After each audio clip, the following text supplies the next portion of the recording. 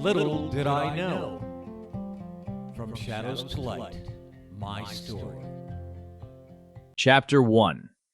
From Shadows to First Light.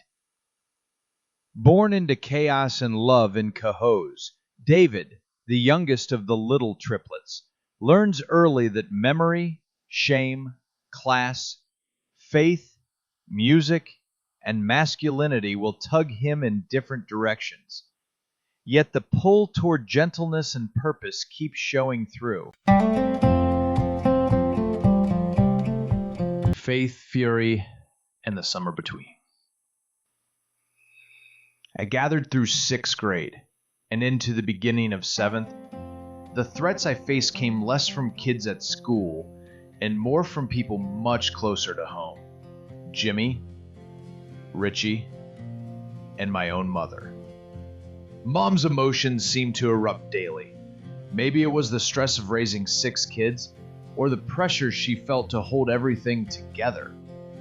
But to me, it felt personal. I was constantly in trouble. Sometimes it was over something trivial like wearing Jimmy's socks. Other times it was for not completing homework, getting into it with my sisters, or trying, often in vain, to explain how Jimmy or the school bullies were pushing me too far. No matter the reason, it felt like her anger found its home in me. I became the lightning rod in the storm that never quite passed. When things got too tense, I'd retreat to the gorge behind our house.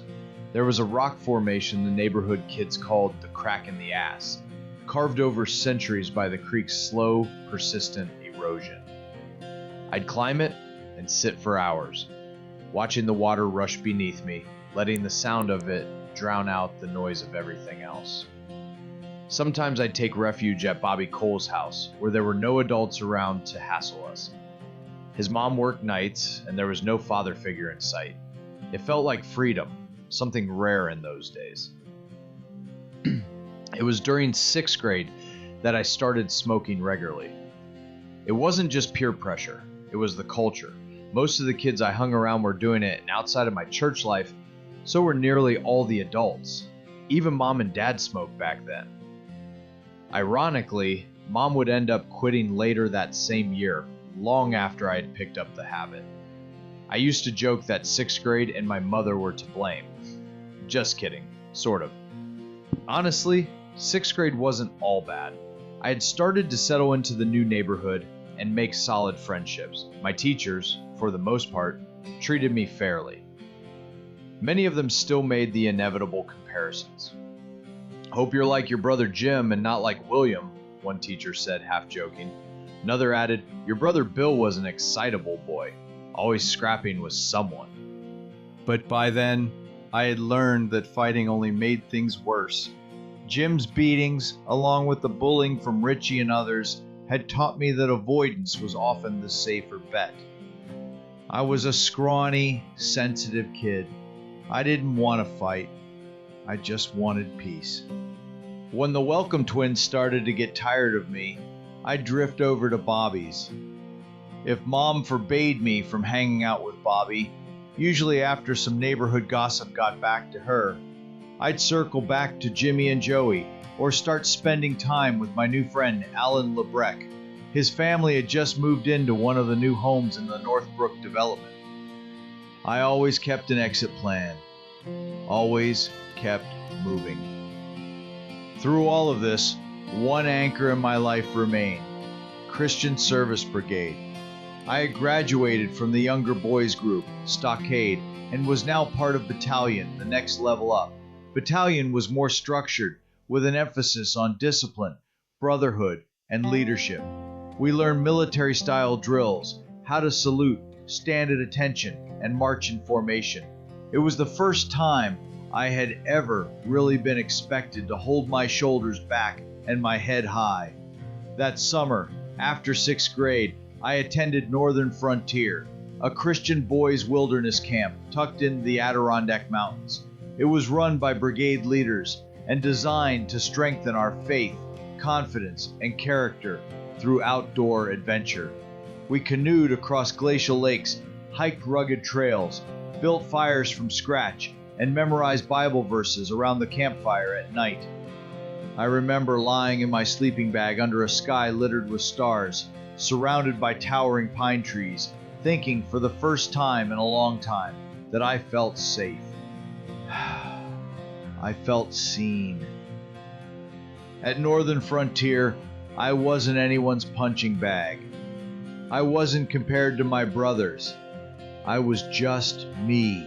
1 week in the mountains gave me something I desperately needed, a taste of purpose, and a glimpse of the boy I might become.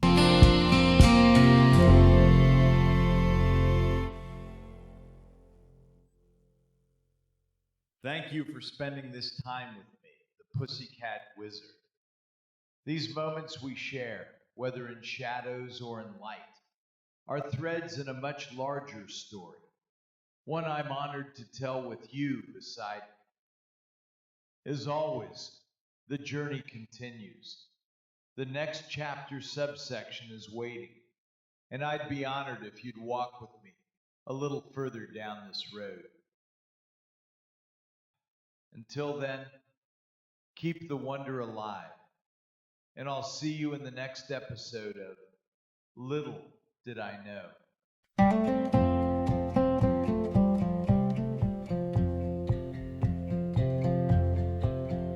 If it's a moment you're after, let's give this a shot.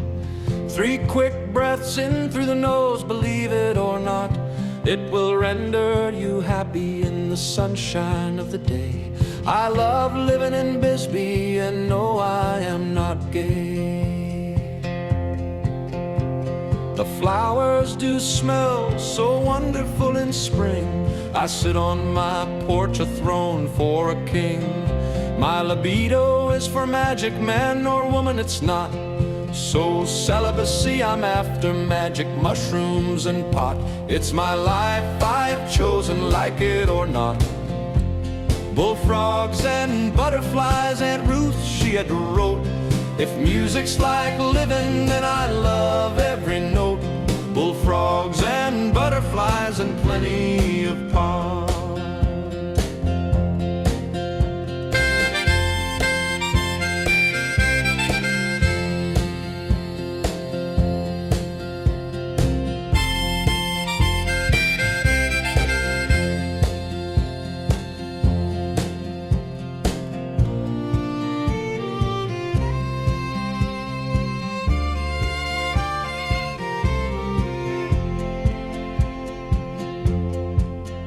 In the streets of Cohoes, where I call my home, with Sharon, Debbie, Doreen, James, and William, we all roam. From the block to the park, we never walked alone. Through thick and thin, siblings forever tightly sewn. Playing ball in the playground under the summer sun, running through the alleys, feeling free and young where the Hudson River flows. We found our fun. Cohoes, the small town where childhood begun. I sit on my porch, a throne for a king. My libido is for magic, man or woman it's not. So celibacy, I'm after magic mushrooms and pot. It's my life I have chosen, like it or not. Bullfrogs and butterflies, and Ruth, she had wrote. If music's like